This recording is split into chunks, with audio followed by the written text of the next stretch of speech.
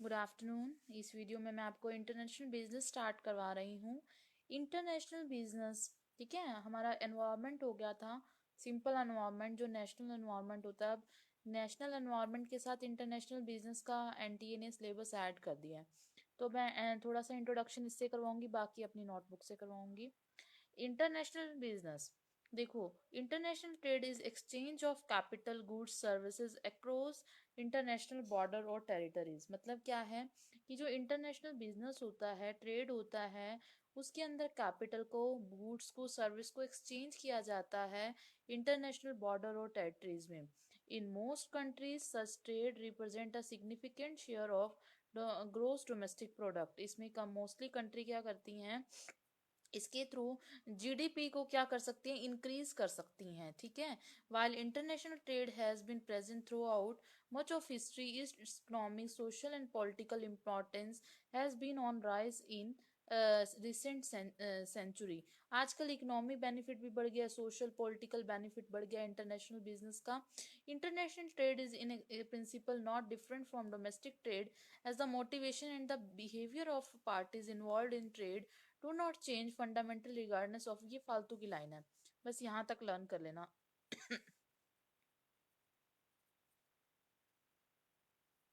ठीक है, यहाँ तक लर्न करना जो इंट्रोडक्शन आपको बता रहे हैं। The main difference is the international trade is typically more costly than domestic trade. Domestic, अब आ सकता है पेपर में कि डोमेस्टिक ट्रेड कॉस्टली है या इंटरनेशनल बिजनेस, तो आपने कहना है इंटरनेशनल बिजनेस ज़्यादा कॉस्टली है। The reason is that border typically impose additional cost. अगर हम बॉर्डर के क्रॉस करेंगे तो हमें एडिशनल कॉस्ट, जैसे टैरिफ वगैरह की कॉस्ट, या लैंग्वेजेस रिलेटेड कॉस्ट, या कंट्री का डिफरेंस, या लीगल सिस्टम कल्चर को भी क्या करना पड़ेगा, अडॉप्ट करना पड़ेगा।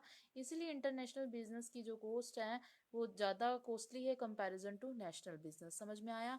अब इंटरनेशनल बिजनेस की थ्योरीज आती हैं, इसमें से 100% 2 क्वेश्चन आने हैं पेपर में, और मैं आसान वे से करवाती हूँ। देखो, theories of international business. First है थ्योरी ऑफ मर्केंटिज्म। फर्स्ट है थ्योरी ऑफ मर्केंटिज्म। इसमें ध्यान रखना, टोटल 9 थ्योरीज हैं और एक पैराडॉक्स है। पैराडॉक्स होता है एक्सेप्शन है, ठीक है। मोस्ट मोस्ट इंपॉर्टेंट है 9 थ्योरी और एक पैराडॉक्स।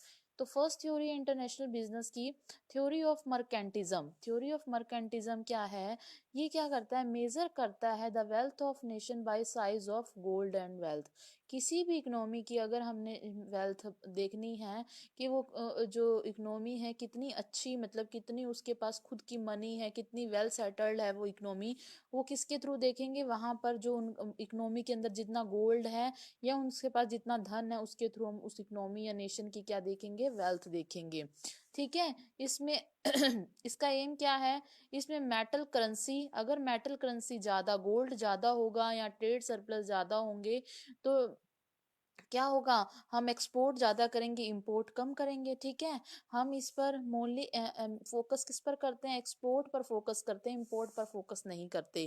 तो थ्योरी ऑफ मर्केंटिज्म क्या कहती है कि अगर हमने किसी इकोनॉमी की वेल्थ देखनी है, किसी नेशन की वेल्थ देखनी है कि कोई देश कितना संपन्न है, तो वो कैसे देखेंगे, उसके पास जितना गोल्ड और वेल्थ है।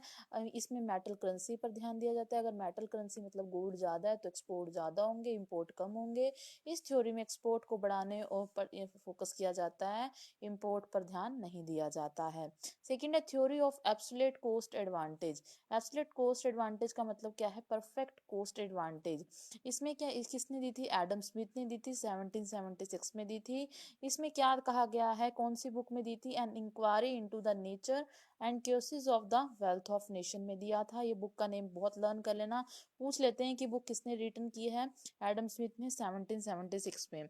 इसमें इंपोर्ट भी एक्सपोर्ट भी उन्हीं प्रोडक्ट का जिसमें हम परफेक्ट है, एब्सोल्यूट है। मान लो हम, हमारी कंट्री क्या करेगी, उसी चीज का प्रोडक्शन करेगी, उसी चीज का क्या करेगी, इंपोर्ट भी करेगी, इंपोर्ट भी एक्सपोर्ट उन्हीं प्रोडक्ट का जिसमें हम क्या है, एब्सोल्यूट हैं। देखो क्या होगा कि मतलब कि उसी चीज़ों का इंपोर्ट भी किया जाएगा और एक्सपोर्ट भी किया जाएगा जिसमें क्या है, परफेक्ट है। मतलब कहने का क्या है, उस रॉ मटेरियल को क्या किया जाएगा, इंपोर्ट करवाया जाएगा, उस रॉ मटेरियल को इंपोर्ट करवाया जाएगा जिसमें कि जिसको हम आसानी से किस में बदल सकते हैं, फाइनल प्रोडक्ट्स में बदल सकते हैं।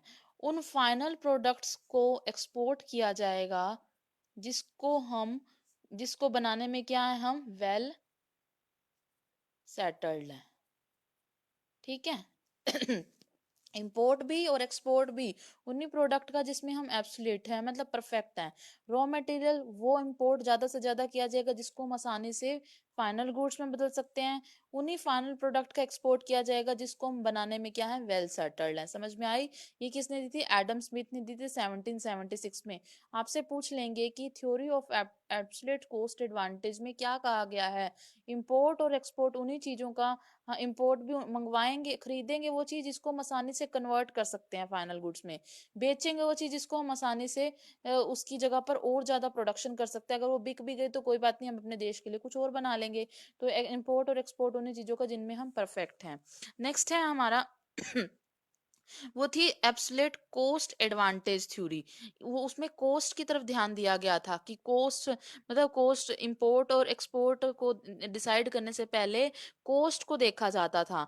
बट एब्सोल्यूट एडवांटेज में हमने क्या देखना है, कोस्ट को देखना नहीं है, इसमें देखना है कि दूसरी कंट्री से ज्यादा अच्छे से, कुशलता से तथा कोस्ट एफिशिएंसी जिसमें हम प्रोडक्शन कर सकते हैं वही ओनली प्रोडक्शन। उसमें एक्सपोर्ट और इंपोर्ट दोनों को देखा गया था ना, लेकिन यहाँ पर कहा गया है कि हम उसी चीज की प्रोडक्शन करेंगे, अपने अपने का कंपैरिजन बाहर से करेंगे, इसमें उसी चीज का प्रोडक्शन करेंगे अगर हमारे देश में उस चीज की कॉस्ट क्या आ रही है, कम आ रही है, और साथ साथ हम उसमें क्या है, बहुत ज्यादा एफिशिएंट हैं। इस पर ध्यान दिया जाएगा, बहुत ज्यादा एफिशिएंसी पर ज्यादा ध्यान दिया जाएगा। कॉस्ट पर दिया तो जाएगा लेकिन कम दिया जाएगा कंपैरिजन टू एफिशिएंसी के। एफिशिएंसी पर क्या दिया जाएगा, ज्यादा ध्यान दिया जाएगा कंपैरिजन टू कॉस्ट। समझ में आई ये वाले? इसमें हम बाहर से कंपैरिजन करेंगे। नेक्स्ट है, इसमें देखो इसी में बताया है the ability of country to produce a goods more efficiently and cost efficiently than any other country। इसमें ध्यान किस पे दिया जाता है कि उसी चीज का प्रोडक्शन किया जाए जो चीज हमारे देश में सस्ती बन रही है और बाहर पर महंगी पड़ रही है, या इसके अलावा जो चीज की क्वालिटी हमारे देश में अच्छी है बाहर कम है, उसी चीज की प्रोडक्शन की जाएगी। The theory based on doctrine of laissez faire, मतलब क्या है लेरिस फेयर, मतलब किस कौन सी थ्योरी आई थी, कैपिटलिज्म में ये जो थ्योरी आई थी कैपिटलिज्म में, LAIRSZ। लेरिस थ्योरी का मतलब क्या है, फ्रीडम देना नेशन को।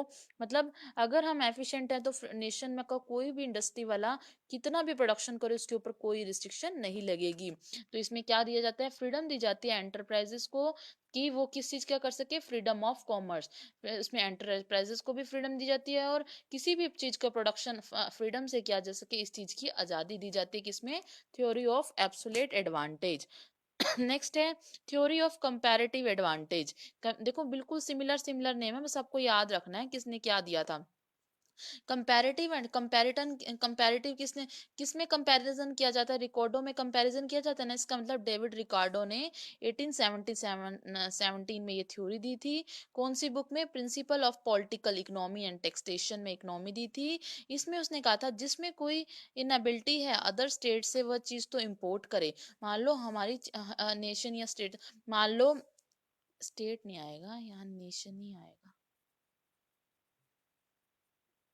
इसमें क्या है कि अगर मान लो हमारे दो कंट्री हैं, चाइना और इंडिया, कोई चीज ना इंडिया चाइना में 110 की बन रही है और इंडिया में वही चीज 120 की बन रही है, तो हम उसको बनाने के बजाय चाइना से क्या कर लें, उसको इंपोर्ट करा लें जिसमें हम एबल है। मान लो ये तो थी टी, टी का केस लगा लो, और अगर कॉफी का केस लगाओ यहाँ उल्टा सिस्टम है।